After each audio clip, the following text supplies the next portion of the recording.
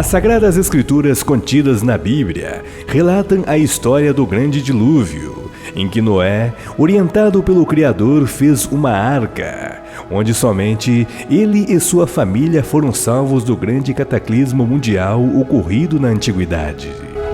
No entanto, se eu te dissesse que este mesmo relato também é citado em documentos mesopotâmicos, em uma antiga escrita cuneiforme, datado de 2000 anos antes de Cristo, em um poema épico escrito em placas de argila, denominado a Epopeia de Gilgamesh.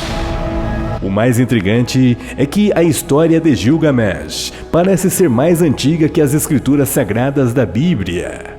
E assim surge uma importante pergunta: por que a história do dilúvio citado na Bíblia Sagrada é tão semelhante ao poema de Gilgamesh? Será que existe algo a mais na história da humanidade que não sabemos? O que de fato existe de tão misterioso na Epopeia de Gilgamesh? Um documento que menciona o grande dilúvio e também antigos deuses visitando o planeta Terra.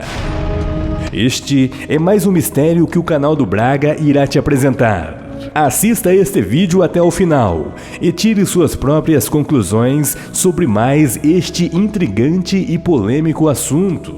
Mas antes, dê o seu like, curta e compartilhe. Caso não seja inscrito, inscreva-se no meu canal e não se esqueça de ativar o sino de notificações para não perder nenhum vídeo interessante como este.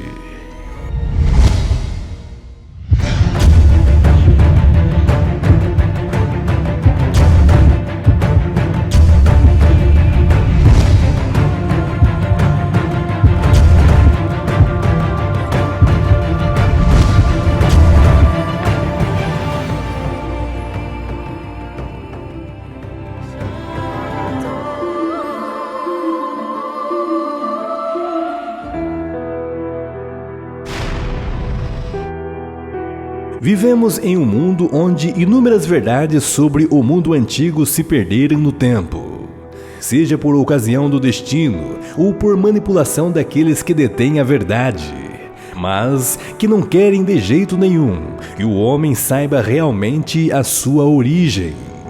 E assim, a humanidade caminha à mercê de pequenas informações e rastros de documentos antigos, em que mencionam-se segredos que estão além da compreensão humana.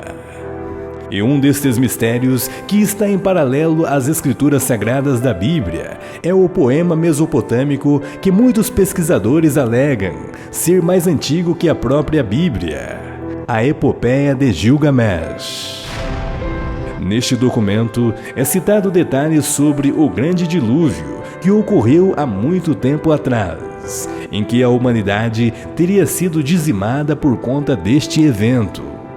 A grande pergunta é: será que a história do dilúvio citado na Bíblia Sagrada seja a mesma história da Epopeia de Gilgamesh? Ou estes relatos mesopotâmicos seriam coincidentemente eventos semelhantes de um mundo que se perdeu no tempo? Vejamos.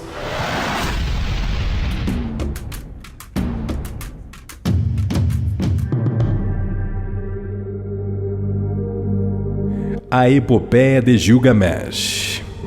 Leitura na íntegra.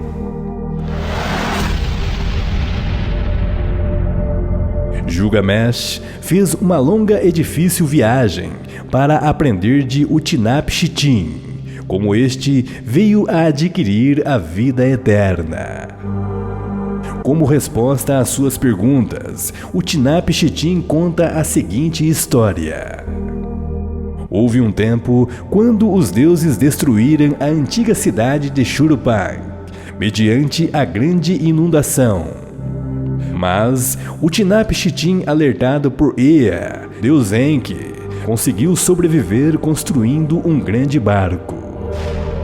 Sua imortalidade foi uma dádiva concedida pelos deuses arrependidos, em reconhecimento à sua ingenuidade e fidelidade ao restituir o sacrifício. Shuruppak, uma cidade que tu conheces e que está estabelecida à margem do Eufrates. Era a cidade antiga, como eram os deuses que nela habitavam, quando seus corações levaram os deuses a provocarem uma grande inundação. Ali estavam Anu, Enlil, seu pai valente, seus conselheiros, Enimurda, seu arauto, Enuge, seu Ennenígico Ea estava ali com eles.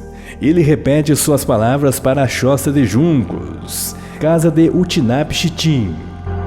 Xoxa de juncos, xoxa de juncos, paredes, paredes, xoxa de juncos, dai ouvidos, paredes reflitam. Homens de Churupaque, Utinap-Chitim, filho de Ubar-Tutu, lágrimas descerão sobre esta casa. Construa um barco. Abandone suas posses, busque pela vida. Despreze a propriedade e mantenha a alma viva.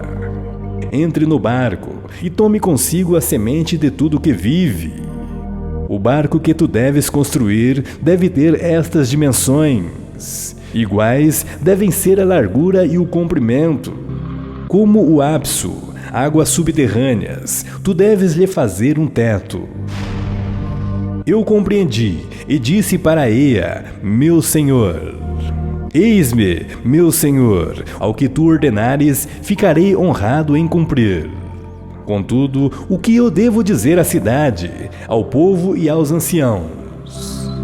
Ea abriu sua boca para falar, dizendo-me a mim, seu servo: desse modo, tu deverás dizer-lhes: eu aprendi que Enlil é hostil para comigo, de maneira que não posso residir em vossa cidade, nem pôr os meus pés no território de Enlil. Para as profundezas, portanto, eu a mandarei para crescer com meu senhor Ea. Quanto a vós, derramarei em abundância os pássaros mais seletos, os peixes mais raros. A terra ficará cheia de ricas colheitas. Aquele que ao anoitecer ordenar as espigas, choverá sobre ele uma chuva de trigo, para iludir os habitantes de Churupaque quanto à real intenção da chuva. Com o primeiro raiar da aurora, a terra se ajuntará ao meu redor. Alguns devem levar betume, enquanto as demais coisas que são necessárias forem trazidas. No quinto dia, eu apresentarei o madeiramento. Um acre inteiro era o seu pavimento, 10 dúzias de cúbito à altura de cada um de suas paredes, 12 cúbitos cada mureta do convés. Acabei de fazer cada um de seus lados e os juntei. Eu a fiz com 6 pavimentos, dividindo o barco em 7 partes. Seu pavimento plano eu dividi em 9 partes. Fiz a vedação, fiz o mastro e preparei os suprimentos. Derramarei 8 medidas de betume na fornalha, 3 de asfalto e também espalhei por dentro, ao lado de uma de óleo que a calafetação consumiu, e dúzias de óleo que o barqueiro utilizou. Eu imolei 2 bois para o povo e uma ovelha a cada dia. Mosto, vinho, óleo e vinagre eu ofereci aos trabalhadores para que bebessem, como também água do rio, para que eles pudessem festejar o ano novo.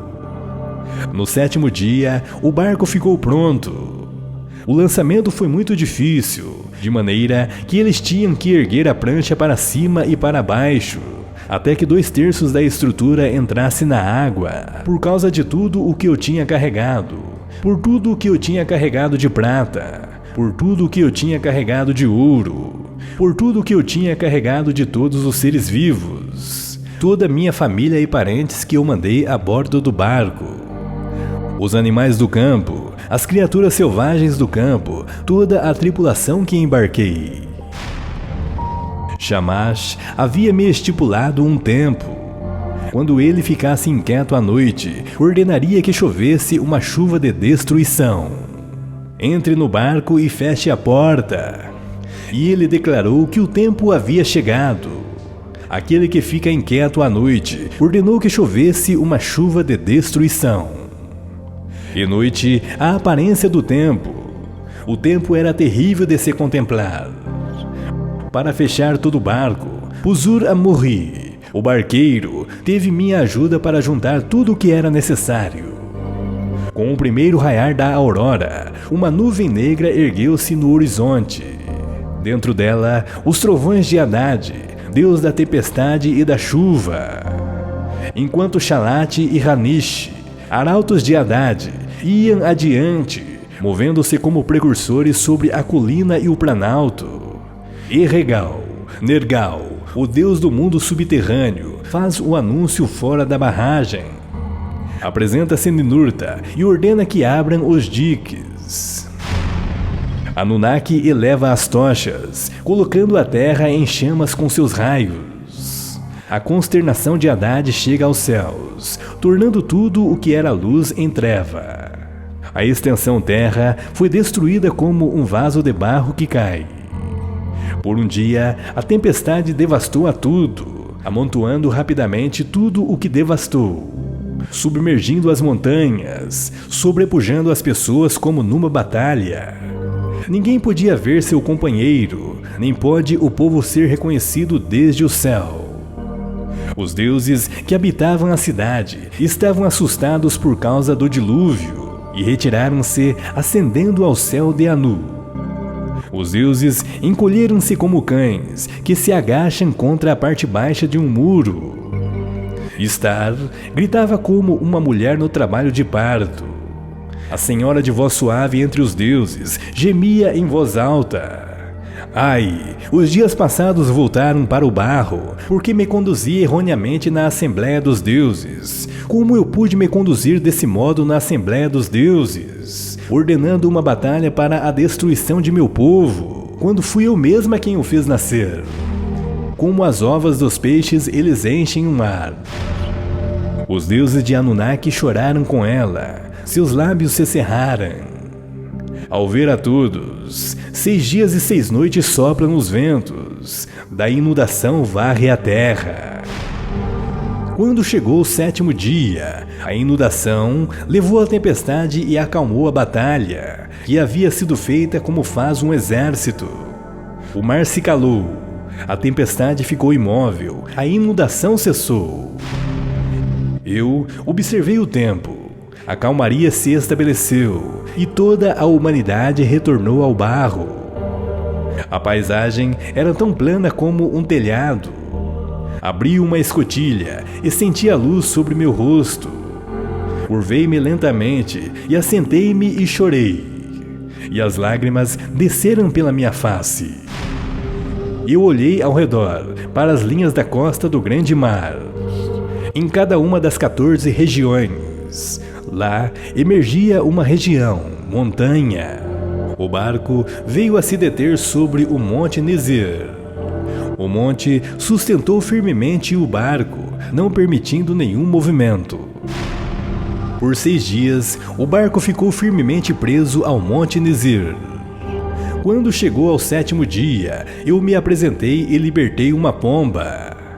A pomba foi adiante, mas voltou. Não havia lugar para repousar, por isso ele voou ao redor e voltou. Então me apresentei e libertei uma andorinha. A andorinha foi adiante, mas retornou.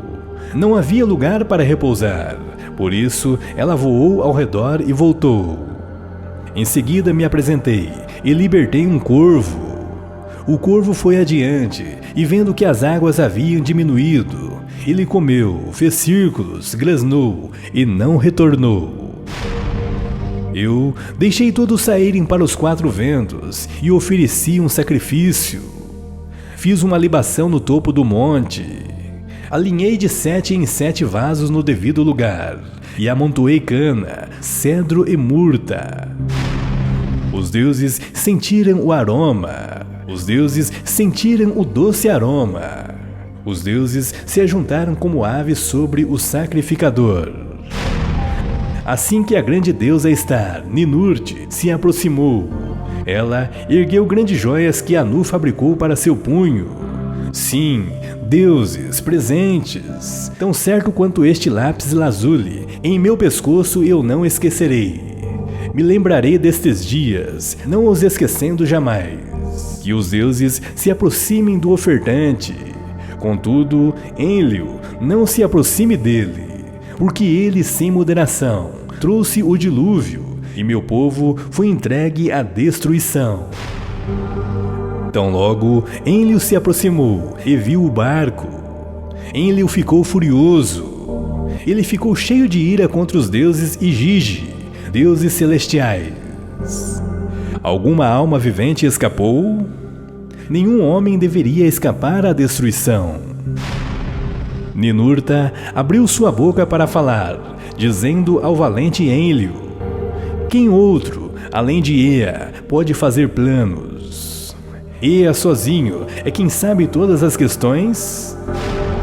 Ea abriu sua boca para falar, dizendo ao valente Enlil: tu é o mais sábio dos deuses, tu herói. Como pudeste tu, sem medida, trazer o dilúvio? Sobre o pecador imponha seu pecado, sobre o transgressor imponha sua transgressão. Ao invés de trazer-lhes o dilúvio, melhor seria que um leão se levantasse para diminuir a humanidade. Ao invés de trazer o dilúvio, melhor seria que um lobo se levantasse para diminuir a humanidade. Ao invés de trazer o dilúvio, que a peste se levanta para ferir a humanidade. Não fui eu quem descobriu o segredo dos grandes deuses. Eu fiz com que Atrahasis, extremamente sábio, um epíteto de Utnapishtim, tivesse um sonho, e ele percebeu, descobriu o segredo dos deuses. Agora, receba este conselho com relação a ele. Imediatamente, Enlil deixou o barco. Sustentando-me pela mão, me levou para fora. Ele levou minha esposa para fora e a fez se prostrar ao meu lado. Ficando de pé entre nós, tocou nossas fontes e nos abençoou. Até agora, Utnapishtim foi humano. Daqui em diante, Utnapishtim e sua esposa serão como os deuses. Utnapishtim habitará longe, na montanha dos rios. Assim ele me tomou e me fez habitar muito longe, nas montanhas do rio.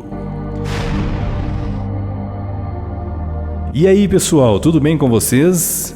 Como pode esta intrigante história ser mais antiga que as escrituras sagradas? Qual será o mistério por trás de tudo isto? Gostaria de saber qual a sua opinião sobre este assunto. Deixe o seu comentário. Sua opinião é muito importante para nós. Caso não seja inscrito, inscreva-se em nosso canal e não se esqueça de ativar o sino de notificações para não perder nenhum vídeo interessante como este. Gratidão!